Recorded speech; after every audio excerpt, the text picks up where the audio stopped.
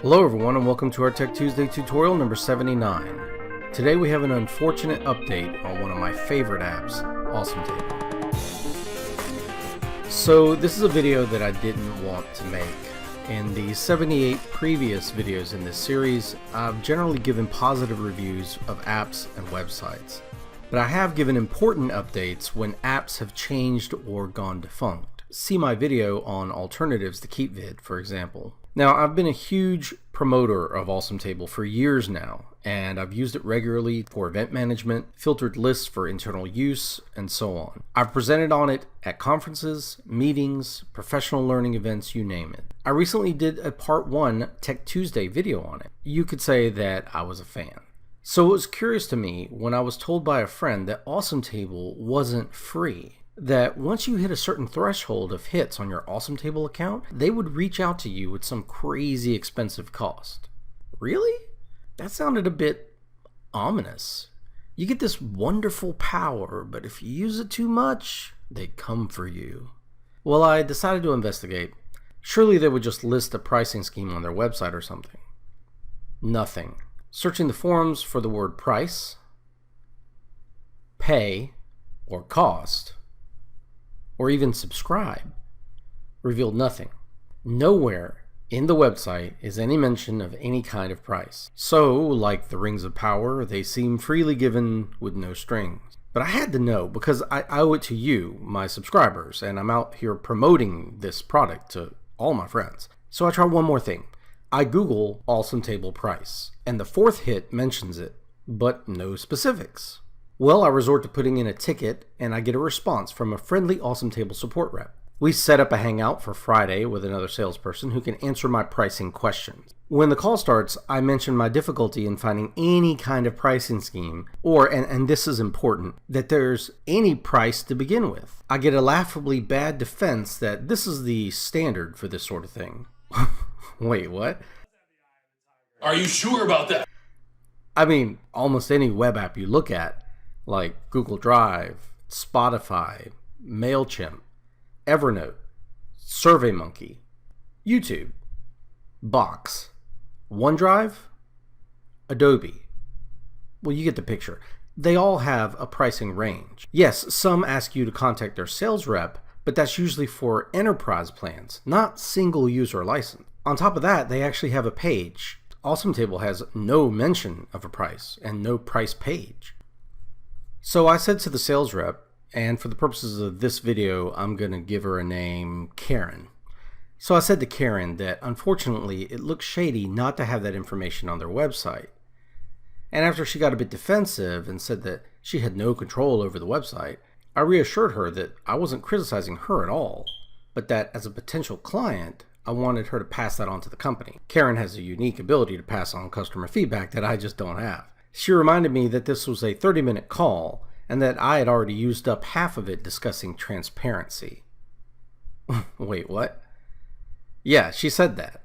First of all, we didn't start the call until about 8 minutes after the start time, and I spent about 7 minutes talking to her about transparency, trying to convey my dismay at the arcane routes I had to take just to find out the mere existence of a price. The price had not actually been mentioned yet. Whatever, you're a terrible salesperson, Karen, but you have an awesome product, so let's keep going.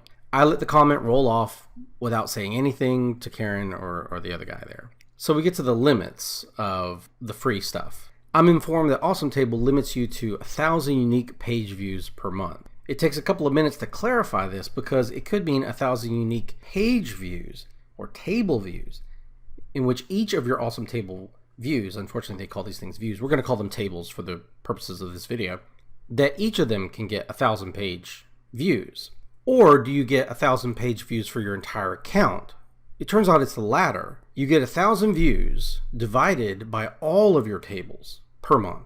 So these are unique views, so that if one computer is loading your table 50 times a day, that's just one unique view. I guess it's done by IP address, I don't know.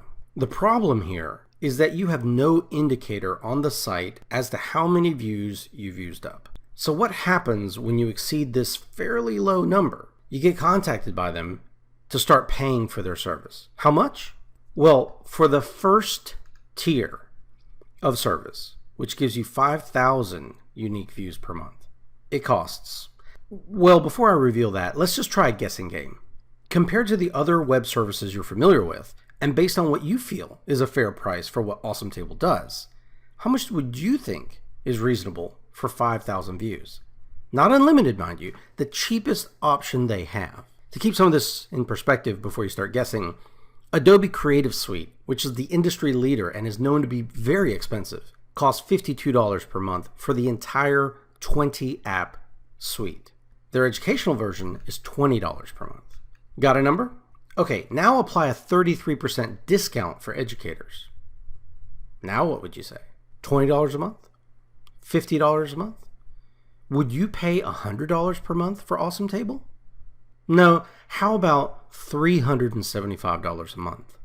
Or $4,500 a year?